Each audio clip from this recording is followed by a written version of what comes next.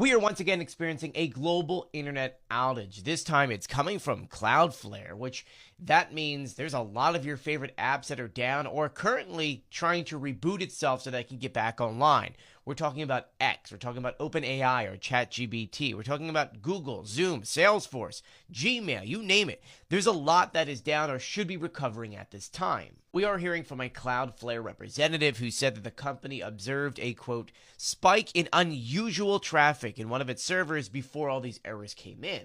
While one would assume this means that they were attacked, which was probably more or less a brute force attack, we just don't know right now. We have to wait for them to kind of give us new information. At least they release new information on how this happened. I can tell you that I noticed this issue all the way back at 6 a.m., so it's been offline for several hours. But now we're getting a new update from them around 9:57 a.m. where they said here that they implemented a fix to resolve the issues, though they noted that some users will still experience issues accessing online dashboards for certain platforms, adding that they're continuing to monitor for errors to ensure that all services are back to normal.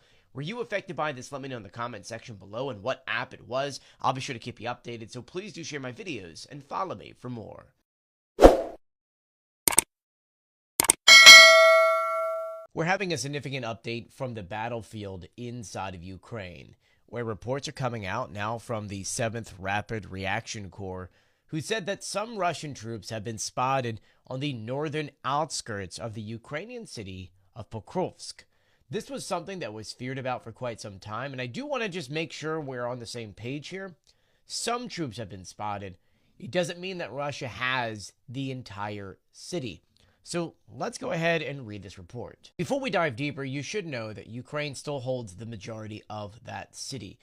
All of these troops that we're seeing, Russian troops that are now in the northern part of the city, they all come back from, I would say, mid-October when Russia started new techniques to get into the city. Back then, their techniques were to send in like groups of 2 or 3 to certain areas and go house by house to try to clear out different areas. But Ukrainians were eliminating said troops. Thing is that some of these Russians stayed in some of these places for weeks on end before moving. And it's because of that technique that Russia's doing, Ukrainians have drones up. They see them, they take them out, except on foggy days, which is where the issue comes in for Ukraine. But according to Ukraine's 7th Corps, 314 Russians were taken out and 71 wounded because of this technique. Russia is using multiple techniques, sure, to do this. They're using guide bombs, infiltration groups, drones, and heavy forces to try to get through. And from what we're seeing, it's really not working. But the guys that are popping up on the other side of all of this are the guys left over from October. And according to Ukraine, some of these people who were found were taken out. They actually showed us videos of this. All of this to say that this city is still up in the air. Ukraine is doing everything to keep it. Russia's throwing a lot of things at it. And the only advantage that Russia ever has is when it's extremely foggy, because then Ukrainian drones can't see anything. So from what we've seen, when the fog does lift, Russia has a bigger problem.